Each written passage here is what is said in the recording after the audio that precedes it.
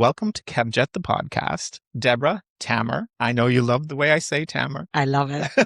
Comedian, actor, mother. There was a little stint with a clown story. Yeah, I mean, I wish I was a clown. I'd like to go and train in Paris with the greatest clown teachers, but haven't quite fitted that in yet. But I mean, I love improvisation. I love playing the fool. I love character work. So yeah, clown. Let's just call me a professional clown. So let's just talk about The Extraordinary Alien. Yes. How did that come about? Right. So that's the title of my show, my one-woman show that I am taking round to as many places as possible. So that title came from the name of my visa. When I lived in the States, I applied for a visa, work visa. And the one that was suggested is called an O1. And then if you look at the subtitle, it says of extraordinary abilities, aka extraordinary alien. And I laughed. Oh, how I laughed on my own, thinking that's a funny title. They didn't say extraordinary talent or artist. It's alien. You're a foreigner. You're an outsider. And it just, I love words. That's my favorite thing. And it just sent my brain off into thinking what that title meant. And I started exploring the idea of being an outsider, which has always resonated with me. And then the idea of having to prove to the US government that you're extraordinary, otherwise you can't work there legally. So I was like, okay, this is an interesting concept. And also one that, again, really meant a lot to me because I've always, and I'm sure other people feel the same, felt the need to prove something to others. Like, are you good enough to do whatever it is that you're pursuing? And I thought it was an interesting theme. It definitely is. Were you funny as a child? Yes, straight away. Yeah. There's lots of, obviously we can analyze psychologically why I was funny.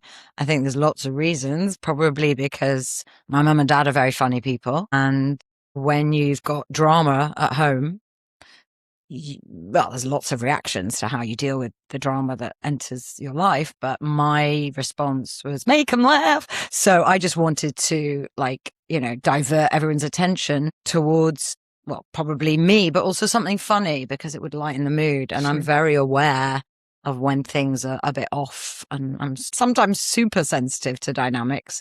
So I can feel, my husband always says to me, how did you know that people were sad? I'm like, because we're at a funeral? But no, actually, he does say that sometimes when we're just walking into someone's room, or he doesn't necessarily pick up on those sort of cues necessarily, and no fault of his own. Well, I could argue that it is, but I'm just aware of dynamics. And so I do enjoy making people laugh. And there's no subject that goes untouched.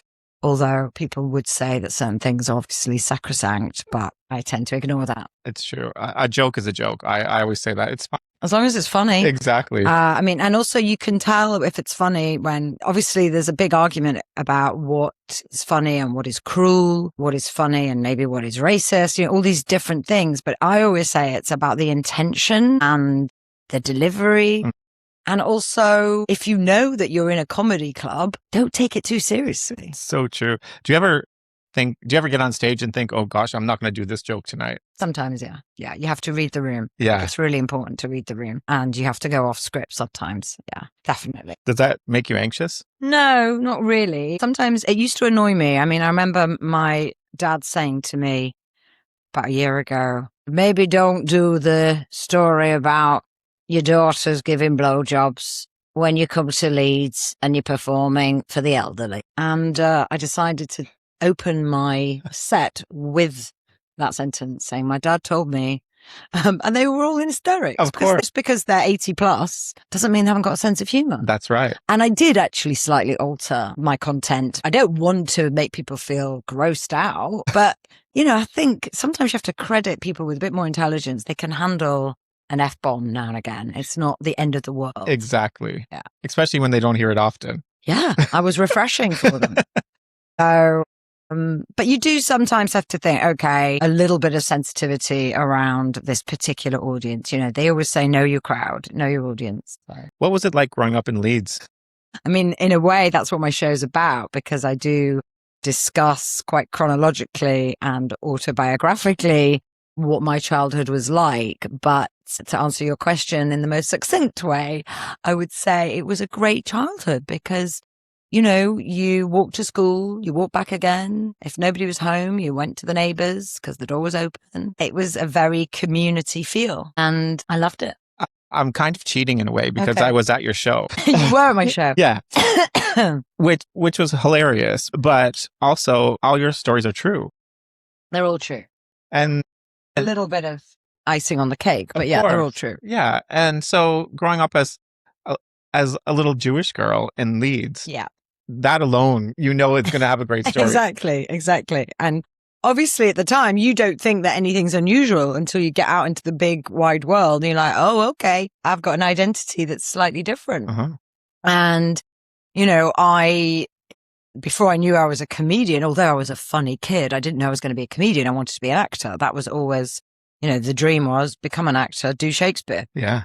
And that was really... Which you did, though. Yeah, absolutely. I did that. I love it. And I still, if somebody sent me a good Shakespeare film, I'd do it in an instant or a play or whatever. I love it. And I only went to see Much Ado About Nothing yesterday with my daughter at the Globe. I love Shakespeare. And because I was good at all that English, it was very natural for me to go in that direction. And I took acting very seriously. But one of the things that I found that hit me hard when I sort of left Leeds and went to Oxford and then also London after that to do my postgrad. Would you believe, maybe it's hard for a Canadian to understand, but the snobbery that exists, north-south divide, maybe less so now that we've got a northern prime minister. He's got number 10 north. So, okay. But, you know, there was more of a divide back then and snobbery. Mm-hmm. And it wasn't just your accent, it was your status, wealth, what school you went to. Arriving into Oxford, obviously I found my people, I found my friends, but in general, there was a snobbery that went on and I was trying to be accepted. And so, you know, I was very capable and still am of changing my voice. And so I would like be a bit of a chameleon with my voice. The only thing is that when I was doing that, my drama teacher would say to me before I went to uni, I was doing all these exams, and she said, you must say bath, not bath. But sometimes I'd get it wrong. So at school, I'd do the posh voice, and they'd be like, what are you talking like that for? And I'd get into trouble with my friends who would just think I'd become something different. I'm like, oh God, no, I'm just confused. And so you find yourself code switching. That's the word. That's interesting because your friends at Oxford and your friends back home would be completely different. Yeah. Have completely different lives, probably be your bestest of friends, both of them, but have different upbringings, have different worlds. Yeah. Did you ever bring them together? Oh, absolutely. And that's the thing about aging, which I love, is as you get older, you realize we're just all the same needs, same issues, same problems, same challenges. It doesn't matter. I mean, I love, in general, pretty much all people. I don't really care where you come from. Are you a good guy, a good woman, whatever? It doesn't matter. Do you have values? And so, yeah, I would introduce people. And I mean, look, there's various people I did not stay in touch with, mainly because they're either dead or went to jail. And so I don't know where they are. So you do find that you move on quite quickly. And I was very keen to leave at 16. But my parents said, no, you're going to have to wait till you're 18. I just put my head down. I thought I'll get out eventually. I go back a lot though now because I have to see my parents and my daughter is at Leeds University. And it's a different place. It's not like, you know, there's some really great places about Leeds. It's gorgeous. Yeah. It's got so many great things, parks, theatres. It was a great place to grow up, but it was a bit small for me. So I just needed to get to London and I did. And then after London, I wanted to go even further. Yeah. So, you know, then I moved to New York and now I don't know where I'm going next. Maybe Mars, which is a good theme for my alien show. It really is. The other reason I enjoy doing what I do is the social aspect. I get to meet amazing people, not just audience members, comedians. I got to meet you. I mean, it just expands your horizons. And I think that's one of the issues we have with humanity is how isolating and myopic people can become by never going out, by never leaving their house. It's so true. And I love parties as well. I love a party. In fact, my comedy night, because I also host comedy nights, the name of the comedy night is CAMP, which stands for Comedy and Music Party. So the whole point of it is well, if the venue allows me, it doesn't always, but sometimes they do, more so in New York. But the theme, I mean, it's pretty obvious what the structure is: comedians, music, Yep. and then we have an after party. Exactly. That sounds great. It's great. It really is. It's one of my favorite things that I just did. I started it in May 23 in New York, and then it just grew and grew. And now I'm doing it in London twice a month. I fly back to New York. I've done it in LA once, and I'm going back in October to do it again. Wow. So I love it. I love being the MC because actually it's less pressure because I'm just funny naturally rather than thinking about a show, which is what I'm doing at the moment with remembering. Oh my God, I've got so much to remember. So when I MC these nights, it's a bit more improv. It's fun. Yeah. And it's chill. What's the least glamorous thing about touring with the Shakespeare Company? Oh God. When I did the English Shakespeare Company, did I tell you about that? Did I? No. Right. Okay. So one of my first jobs, my husband wants me to talk about Shakespeare because of the ridiculous things that you have to do. We were driving a minibus across the UK with the set and the costumes, and we had to build it ourselves wherever we ended up, like either the theatre, we had to put the set up, or a school because it was an educational thing as well. And you would find yourself like all actors, you have to just get changed in a toilet. In fact, you're lucky if you get changed in a toilet. It might be a cupboard. You just get on with it, and you have to have no cares about who you're getting in change in front of. Just get on with it. And you just can't be a princess about stuff like that. Now, however, I'm like, please give me a dressing room with no one in. Yeah. Even if it's a closet, just nobody, please, don't share. Yeah, exactly. So yeah, I think that's probably, but there's other challenges obviously that you have, which is just again, remembering so many lines. Yeah. And as I get older, I'm like, cognitive function failure. Tell me about Fat Friends.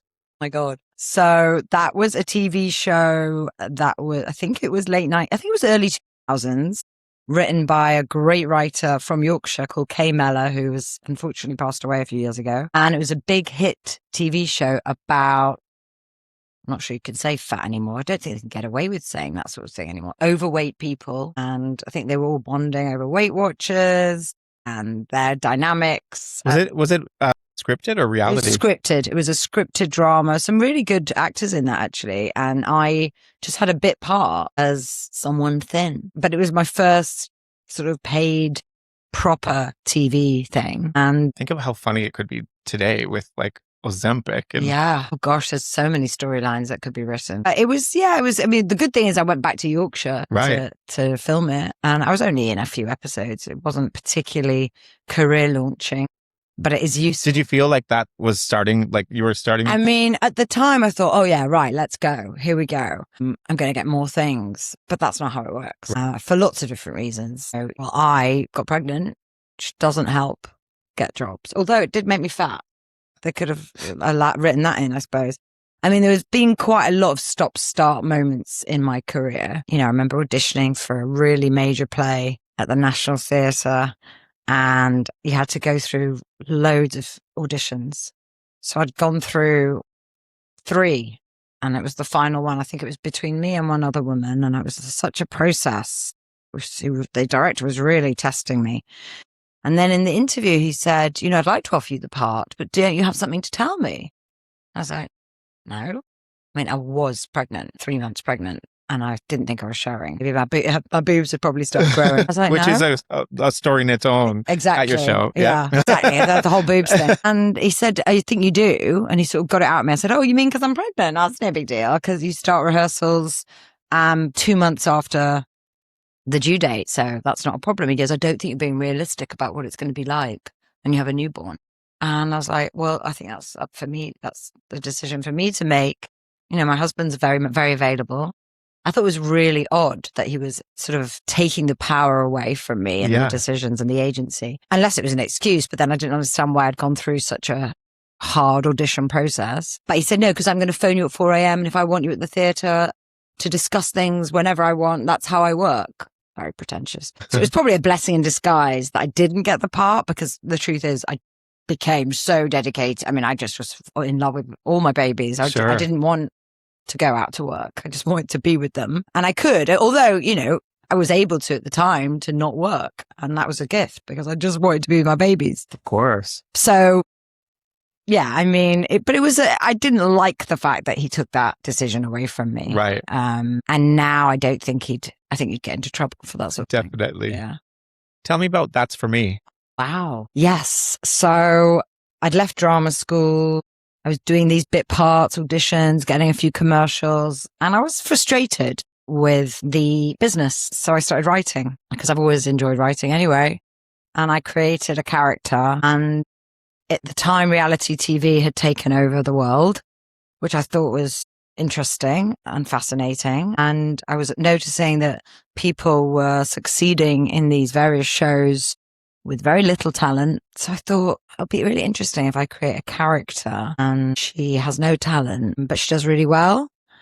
And I started creating this character who I decided spoke like that, and like probably from, but not quite from Essex, but like actually isn't from Essex, but she spoke like that anyway, and definitely blonde, and a little bit stupid. And I really enjoy playing characters who are delusional. It's my favorite thing to go down. So I embodied this character called Zara Zimmerman, and I spoke to a friend who read the script, and she said, you've got to get in touch with another woman who she couldn't believe I hadn't met yet. She's now one of my best friends. So I met this amazing woman called Claudia Schulte, who was also at drama school at the same time as me, but we hadn't met yet. So we met post drama school for a coffee. I showed her the idea. She said, I love it. Why don't we make it together? I was like, okay. And she said, I really like the idea of you've written here, make it a mockumentary, because I've always loved that sort of spoof documentary style from like This Is Spinal Tap onwards. I was like, okay. And I think what we need to do as well is not script it too much. So we wrote out what we wanted to happen. And because I'd just been in a film called Susie Gold, I became friendly with a lot of actors I'm still friendly with now. And I said to them on set, do you want to be in my film? Can't really pay you, but it'll be a laugh. And we might pay you if we get profits. And they were really up for it because they knew it was going to be funny. So I've got this actor called Steve First, who's now actually not just a brilliant actor, but also the artistic director of a new theatre in Hampstead called The Circle and Star. He's a really good friend. He played my nerdy boyfriend. We were always in hysterics though. So I kept corpsing how to go for walks a lot because he was so funny by doing nothing. Right.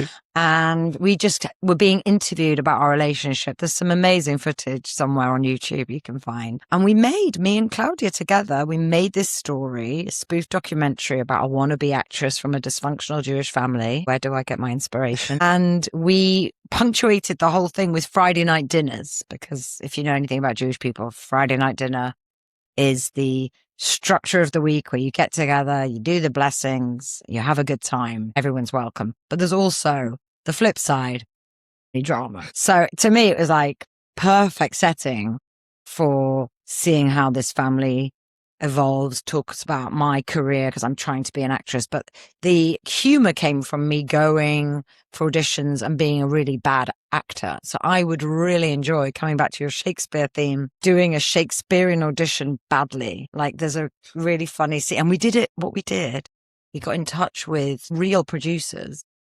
Claudia did this because she was very good at charming people. She said, look, we've got this actress. We're just doing a documentary. If you don't mind just watching her, and we'll film it. And, you just need to sign a release form. We're doing a documentary. And they're like, okay. So they were not really in on it. And I would naturally go into, Romeo. And they'd be like, it's terrible. So you'd get natural reactions. And that's how we made the film pretty much. It was sort of experimental filmmaking because we hadn't made a film before. Right. We were like in our 20s. We were lucky because we got funding from the now defunct National Film Lottery. And that helped us because you have to have a crew. Actors are very relaxed, even though we shouldn't be. We should demand more money. The crew have to be paid and you have to have cameras and you have to have lighting and you have to have sound and you have to have an editor. So those are the things you cannot be cheap about. That's so true. But actors just want to act. So we had a really good time and we made this film through blood, sweat and tears. Took a while because I got pregnant again, which was annoying but we did eventually. It took us a while to make this film, but then we did. And then it went to various film festivals, never got distribution, but it I'm sort of glad now because there's a lot in it that sort of maybe would be received badly. But that's the way a lot of shows were. I Yeah. mean, you even watch The Golden Girls. Yeah, exactly. It's outdated because of some the of the lines. things they say are so funny. Even Friends. But you would never say it today. Yeah. So there's things we do because we're doing satire. So the character of my father, he is a racist. And he goes so far that he blacks up. Now, it's shocking. Yeah. And funny and shocking and terrible. But the whole point of social commentary is that you are illustrating that shock value and everyone's reaction to that act. Some people don't quite have the intelligence or critical thinking to see it for what it is, to understand satire. Uh-huh. So they just think you can't do that. Yeah. And you get cancelled. But we made a fun film and we loved it. And there's some funny bits in it. I don't know if you've ever watched All in the Family. I haven't. Oh my gosh.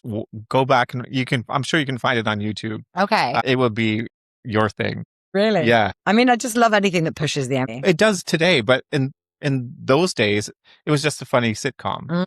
But if you watch it today, you think, oh my God. Yeah. Everyone's just so like... Everyone's scared to say anything now.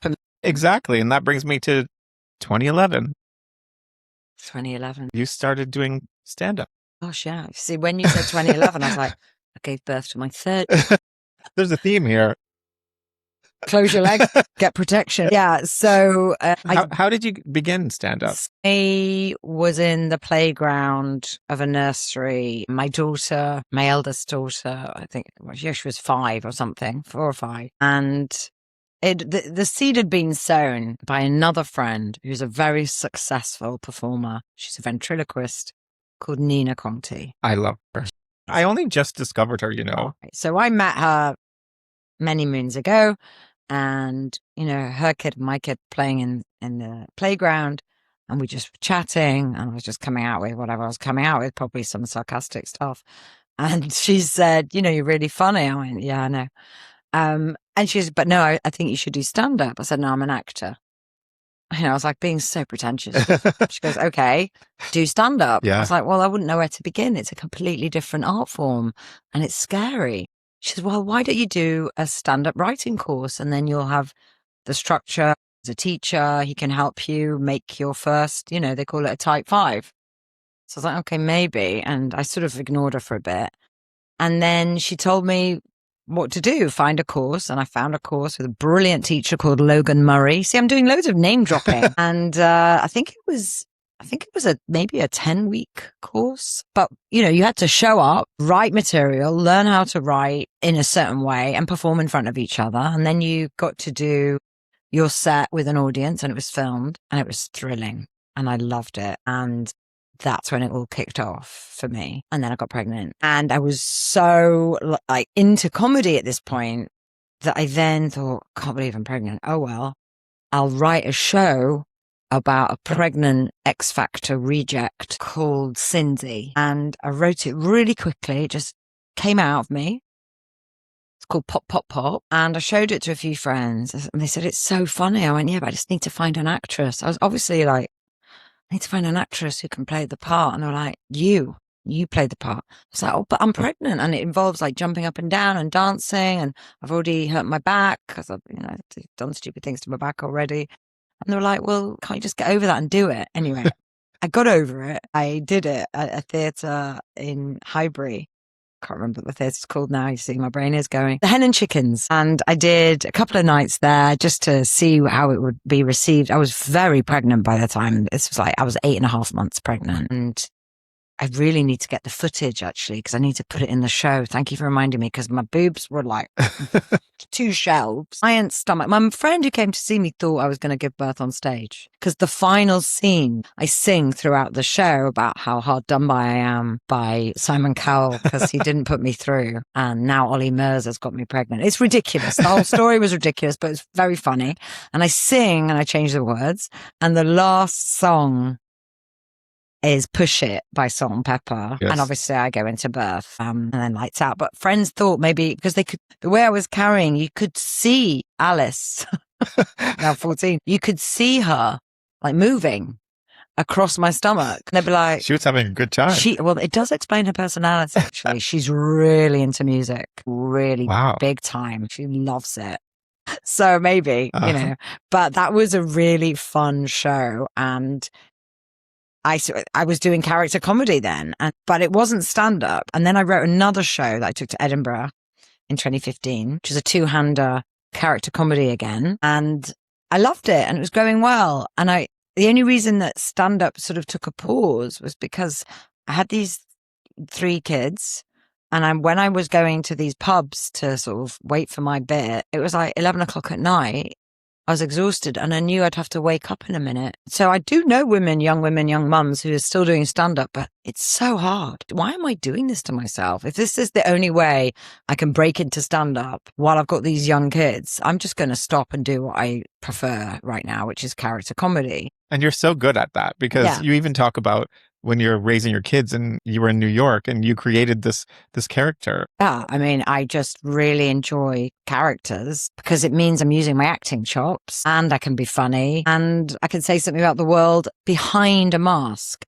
And I think that's what happened to me. The shift happened for me where I started doing stand-up more honestly, was that it was about taking the mask off, which obviously you've seen my play show, whatever it is, stand-up routine. Someone called it a stand-up routine the other day. He's 80. But I take a mask off. Yes. And I don't know if people get the subtlety of that metaphor, but I am in my sort of shift from acting to stand-up. I've had to embrace more vulnerability myself on stage and talk to people in a much more natural way, tell them a joke. But there's always you're slightly raised. I mean, you're not quite yourself on stage because you're a version of it, but stand-up is more honest than character comedy. But what I've done with this show, as you saw, is I've tried to combine both, I think.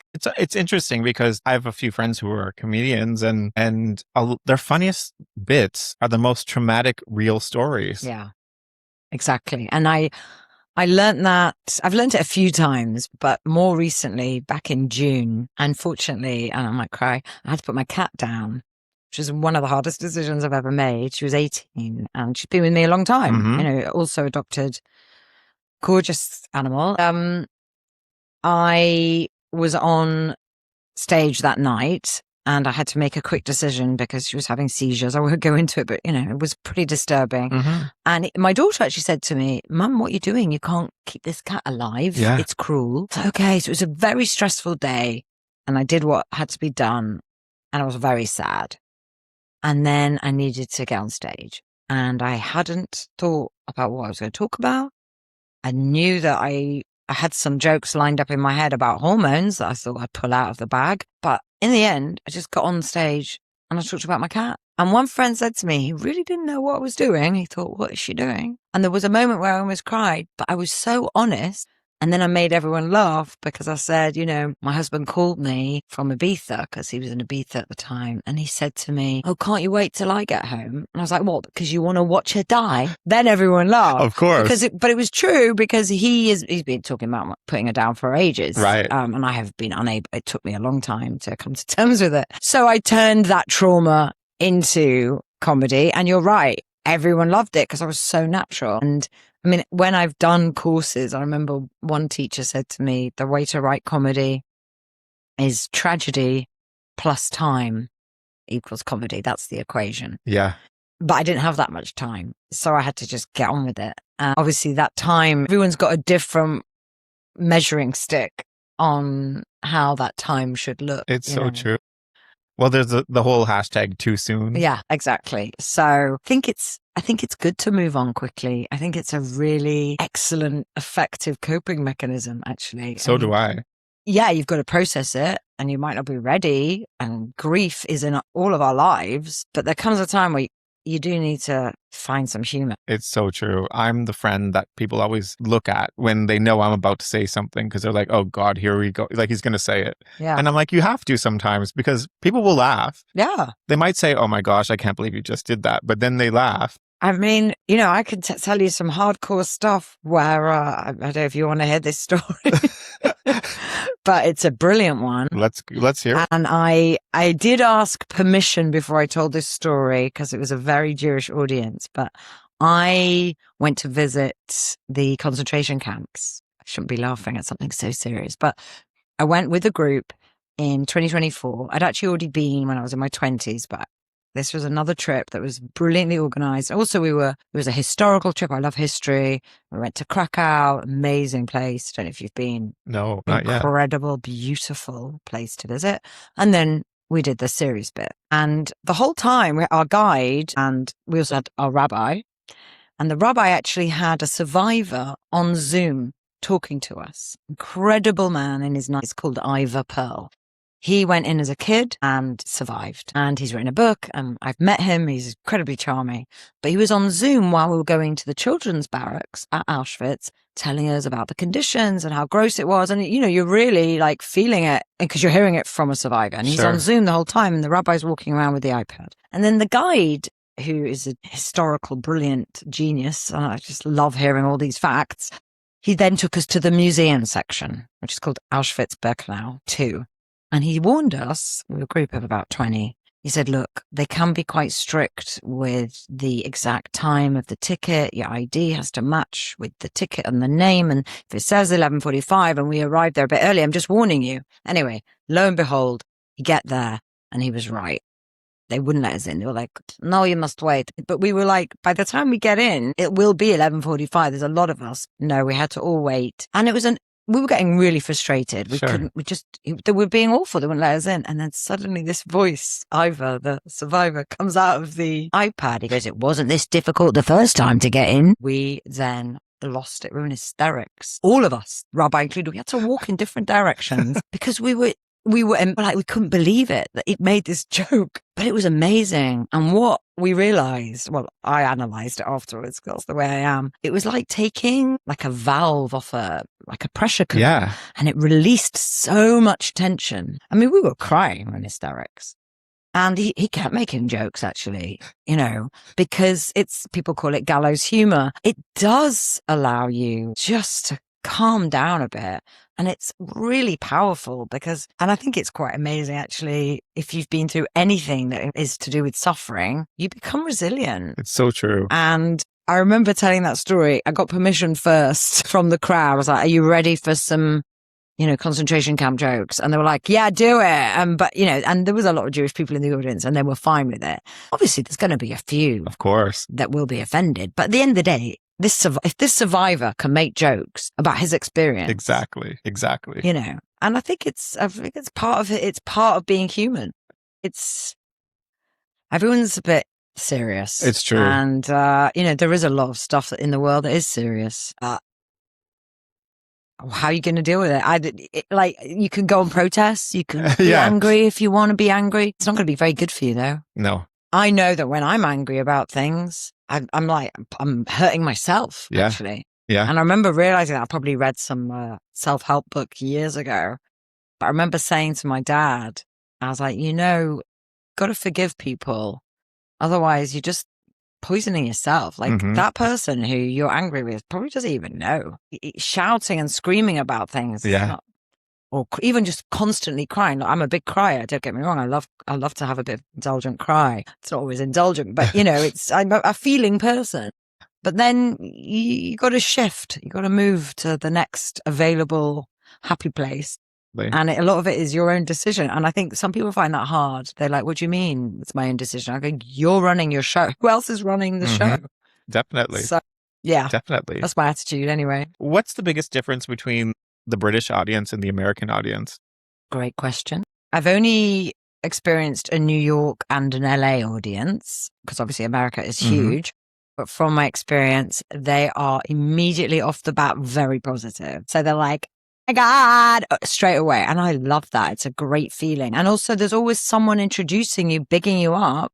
And it's like, wow. And, you know, I would get on stage and I'd be like, good evening. And they're like, oh God, she's amazing. And I'm like, wow, I haven't said anything yet. Oh, her accent's so quaint. So I'm like, okay. And it was great, but it did give you a slight false sense of confidence, but that was very good for me, actually. So being in New York and doing stand-up, what I decided to do once COVID was over was just go for it. Yeah. So I was doing stand-up every day, every night if I could. annoying my friends because like, why are you not available? Come and see me on stage. I'm Yeah. on stage. I've got to be on stage at 6, and then I'm going to do another gig at 8 p.m. Like, okay. And people will be like, that's weird. I said, but it's only for 5 minutes and then maybe 10 minutes. And then you grow. And the more you do it, the better you become. And also, it is good to have audiences who are on your side. Somebody once said to me, assume support. And if you go out there thinking, they probably want me to do all right. It was a great way of really sort of honing my skill. I'm really glad I did that because I wouldn't be the performer I am today. So New York was just the best experience. Did they heckle? English people, obviously, it's the opposite of what I just said. Sorry, Right. hitting the microphone. English people would be like this. But then whatever what I've realized with my own self is whatever they're giving me, I'll just react to it. Sure. So if someone is being an asshole or heckling or whatever, I'll just respond to it. And you just have to be quick off the bat. The one thing I enjoyed about your show is you were almost the heckler to the audience because you call people out. Like they haven't even said anything, but you like point them out. And that's what always makes people nervous at a comedy show. But you just do it before they do. And I just thought that was quite cool. Oh, I've never heard that. So great. What an amazing insight. I'm heckling them. Yeah, I think because in my mind, I'm like, and I think a lot of comedians do this, they'll assess the room. Yeah. And they'll say, okay, that person is balding. Yeah. You see it right away with you. And Yeah. I was like, I just thought that was the coolest thing because I've never seen it done that way. Oh, wow. Oh, that's really refreshing to hear. Yeah, I mean, maybe it is the protective instinct. So I'll get them before they get me. But if someone is going to throw something out, I'm good to go. Let's go. I mean, someone did. I don't know if it was, what night were you there? The second night. Oh, okay. Maybe it was that night where someone tried to finish my joke for me. I think I said, I was doing a joke about after the Queen died. Oh, yes, they did. Yeah. I said, well, after the Queen died, does anyone know what happened to all the corgis? Where did they go? And I said, Andrew. And then I said, does anyone know why? And obviously I'm going to answer the question. But then someone went, because they're young and soft. And obviously my punchline's better, which is because he's the most experienced groomer in the family. But I did say to him, yes, you're on the right track. What's your name? He said, Richard. And then I went, well, I won't call you Dick then. And that was that, ready to go. So whatever they give you, I'll hopefully have something back. I'm not worried if I don't, because I'll end up being the joke. Yeah. I don't mind who the butt of the joke is. It could be you in the audience. It could be me. I don't really want to bully anyone though. Right. And I have seen that done. Yeah. I don't love that. I think that's very weak comedy where it's low hanging fruit. I don't like bullies. Yeah. And I've seen that done a few times, usually by men who have got a problem or some sort of ego issue. And they've also could do it about groups of people. I just watched a comedian last night, actually, on Netflix. And a lot of the show wasn't funny because it was going after groups of people. Yeah, I don't like that. Yeah. And that's why I don't like generalizations. I don't like racism. I like nuance. It's just more interesting. I think we already talked about the visa process because that's how we started. And that's what I was going to bring up. But well, there's an irony coming though, because I've got a new ending for the show. Oh. Yeah, because someone pointed out that no one found out whether I got the visa. That's true. So now when I take it to Edinburgh, I'm actually going to tell the audience that I got it. But the extra irony is it ran out in August. Ran out a few days. Oh. Yeah. So I've had to go through the whole rigmarole of reapplying. All over again. I had to get new letters of recommendation, new deal memos, a new sponsor, and get all those documents in to the lawyer. And now I'm just waiting and hoping that it'll work. But then I've got to part company with my passport and go to the American embassy. And I can't do that at the moment because I need it. I need my passport. So there's all sorts of delays going on. And I thought it was quite good comedy that I've got my visa and now it's run out. Is there a joke that you once told about yourself, but then you realized it came from genuine pain? Well, that's another great question. Yeah, absolutely. The entire show because as you may recall, I talk about haircuts. Yeah. Hair is a big theme. And although my memory isn't accurate about what happened to me at the age of 3, it must have left a mark on me when my mum accidentally left me with the hairdresser who gave me such a terrible short back and sides haircut. But hair then sort of was a theme. And I used to come out of hairdressers crying on a regular basis. And I hated it. And it affected my sense of self, my identity. I always hated my hair. And I didn't know what to do with it. Nobody knew what to do with it. And I mean, now I've obviously learned. Well, do you enjoy going? Now I enjoy, because, you know, we're living in 2026 and, you know, they know what to do with my hair. Some hairdressers actually still, if they're really bad at their job, they're like, they can't cope. And it's like, I could have done that myself. In fact, I had a really weird experience in LA of all places where I went to get a blow dry and I could have just done it myself. And I was like, okay, great. Thanks for giving me the Jufro again. So yeah, that used to cause me upset. And, you know, various other things where people would say mean things at school, but I always had a quick response. Right. I think that's what happens is if you've got intellect and you're quick, you can use that to tell bullies where to go. But yeah, it originally comes from being hurt. When your family when they come see the show, do they laugh or do they like, or is it traumatic for them? I mean, they are laughing. They are laughing. I love it when my mum and dad are in the audience because I will use them as a foil. They are laughing. Absolutely. Yeah. They're really into it. I mean, my own kids actually, after the first time I put the show on, was so invested in it and were in hysterics. It was actually, I didn't even know one of my kids was in the audience when I did it in April. And then I caught her eye and then I made it about her. I was like, by the way, I wouldn't laugh too hard. You're coming up next, because I hadn't got to her yet. And more laughter. People were really loving that. They were loving all that interaction. And then they were like, you should do more about Alice. So my eldest was like, why don't you write that time that Frida accidentally nicked money from you by using your credit card? I was like, I didn't know if I want to share that with the world. And then Frida was like, do it. I don't care. It's funny. And it is now. And so even within our own family unit, it's healing. Of course. To make a joke about something that was actually quite serious and we grounded her for a year for. What was that?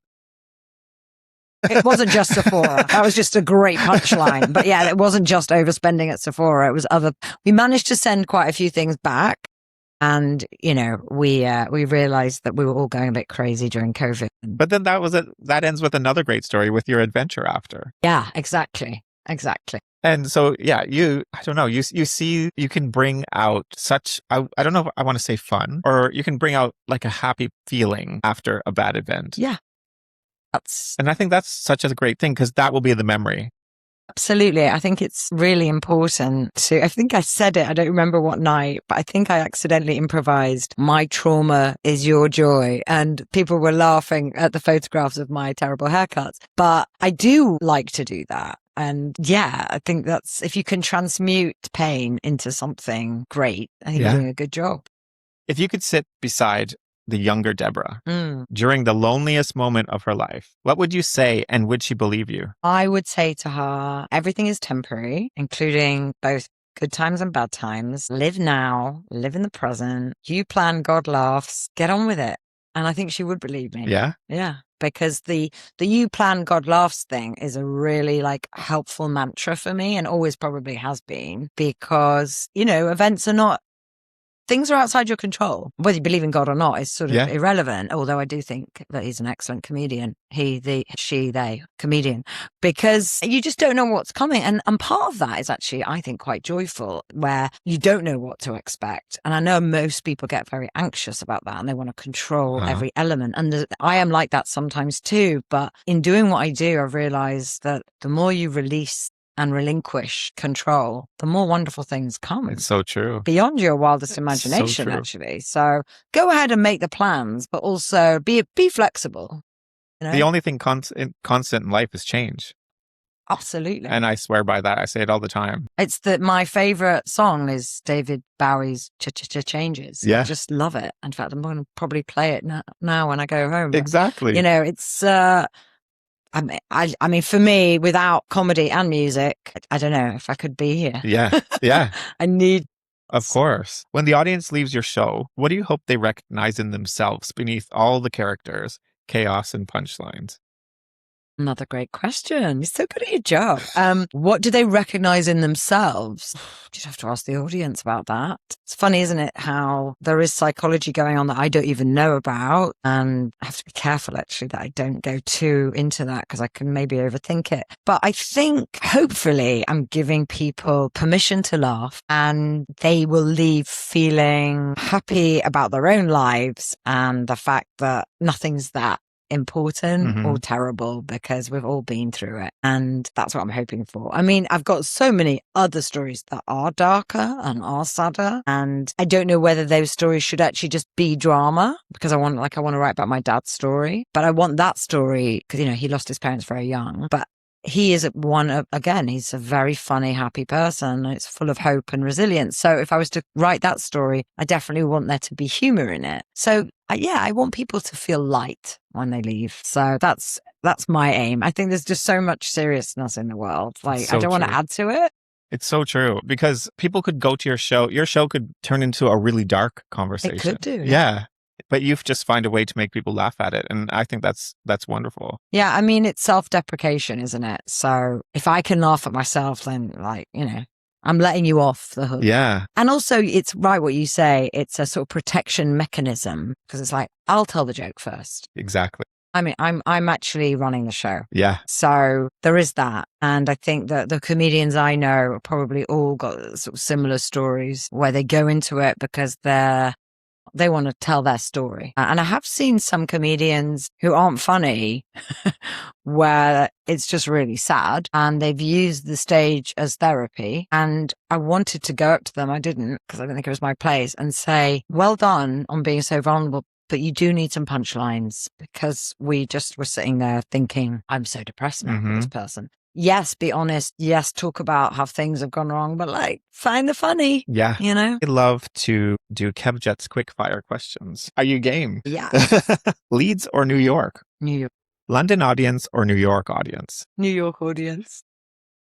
Stand-up comedy or Shakespeare? Stand-up comedy. Really? Well, for now. Well, yeah. I'm answering in the present moment. Oxford, let's see how we're going to word this question. Oxford tutorial or comedy heckler, which is more terrifying? The Oxford tutorial would probably be more terrifying. Yeah. Especially if I don't know what the hell he's talking about. Bagel, toasted or untouched? Ooh, I like a toasted bagel. So do I. Yeah, I like the fact that you've gone for a nice Jewish food. Yum. And now you're making me going to think about bagels. I love bagels. They're the best. A joke you wish you had written. A joke I wish I had written. Yeah. It's probably a Woody Allen joke, which takes us back to studying Old English in Oxford. I remember reading it and I just burst into hysterics. Woody Allen said, if he could live his life again, he would not have read Beowulf. And I just thought it was the most absurd, ridiculous joke ever. Not everybody finds that funny, but I just thought it was mad. It's perfect. Yeah. Funniest member of your family excluding yourself? Well, my mum is very funny, but she doesn't know it. My dad is probably the funniest and he knows it. Right. Yeah. A celebrity you can impersonate frighteningly well? I have a feeling there's a few. Hello. Gosh, a celebrity. I mean, wow. Don't know. I can't think because I've got so many characters that sort of blend into each other. I mean, the first sort of impersonation I ever did was Sue Ellen from Dallas, but that will mean nothing to no one. Was it Linda Gray that played her? Yeah. Yeah. See, I'm showing my age. And my parents were like, what the hell is this? I don't know how old I was, probably 8. And I'd be like, JR, I know you're having an affair, JR. And that was probably my first impression. But celebrities now, I don't really do celebrity impersonations, actually, because I would probably need to work on them and study them to get it right. Otherwise, it would just be really just a generic, like if you asked me about Joan Rivers, I talk like that, but that's just a generic accent. Sure. So I don't know. I can't do that one accurately for you. What about a celebrity who would play you in a film about your life? Oh, that's a great question. I mean, I'll be all vain and pick attractive women. I mean, yeah, I would love Julia Roberts to play me. She could probably do it.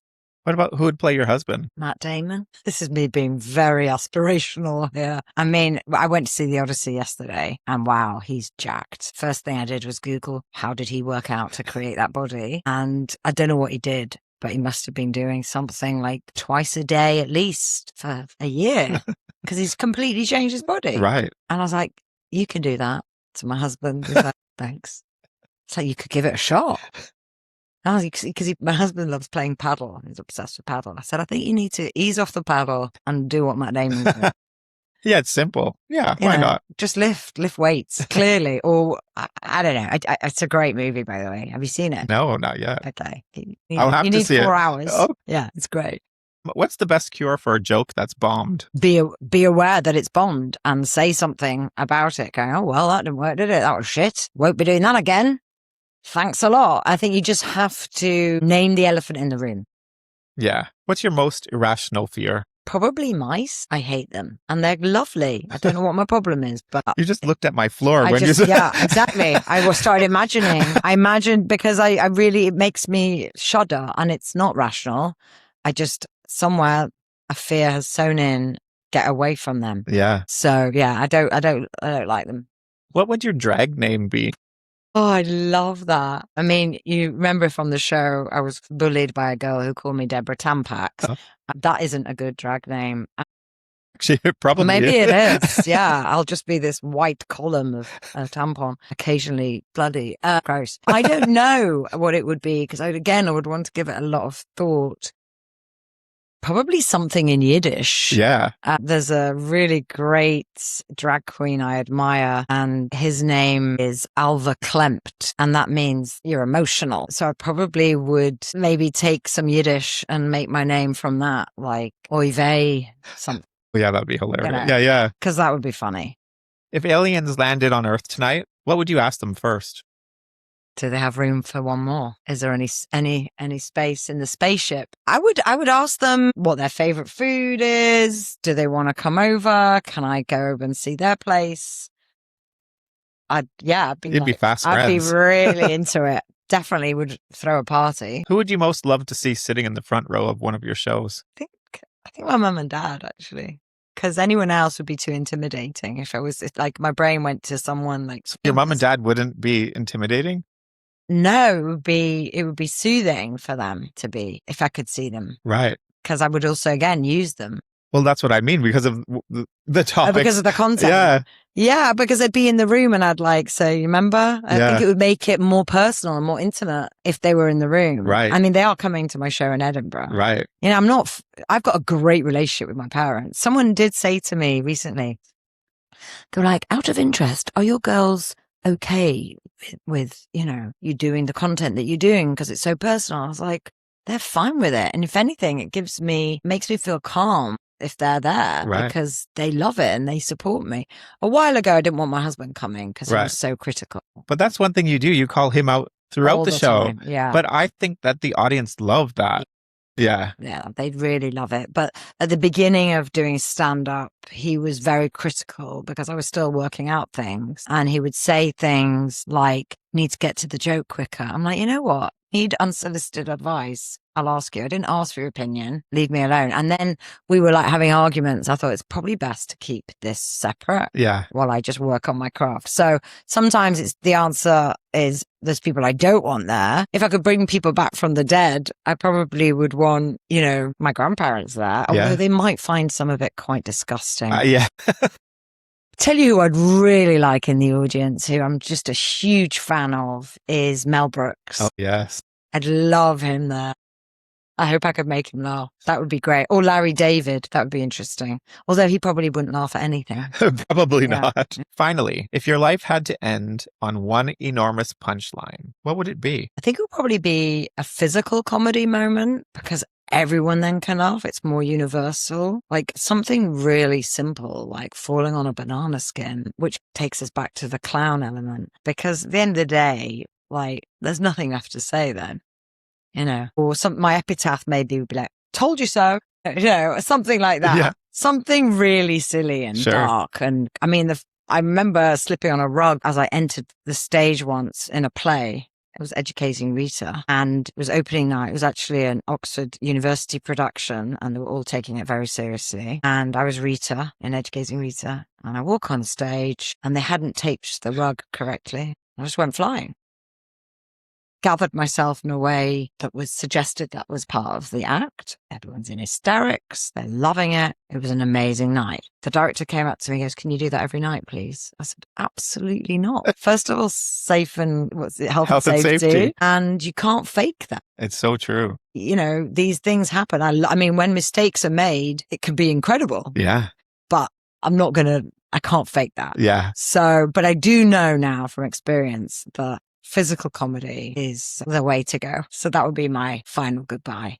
I mean, I'm silly at the end of the day. I love making people laugh with just silly things. Sure. Like, you know, when you put your head round and you're sort of getting lower and lower, that's a classic, you know, just, yeah, silly stuff where you're not really having to, I mean, I do love using my brain, but I also like it when you don't have to use your brain. Yeah, exactly. Well, I loved our conversation, Me Debra. too. And I can't wait to see how well your show does, because it's going to be great. Yeah, I sort of wish I was there now, but I have to wait. I'll be there in a few weeks. So please do come to my show if you're in Edinburgh.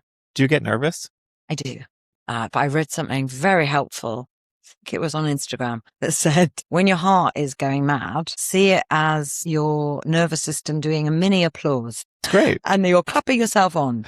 And I thought that's really helpful. So because I do feel that tension beforehand, and I slow down my breathing and I tell myself I've got this. But then some magic happens when I get on the stage.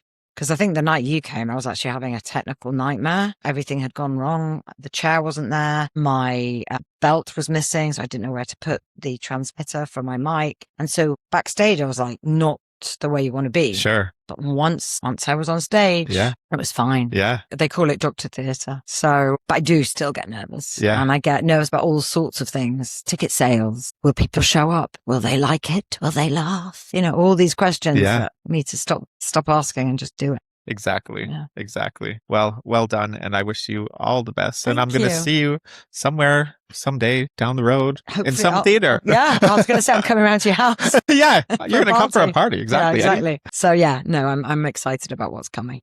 Good stuff. Thank you. Brilliant.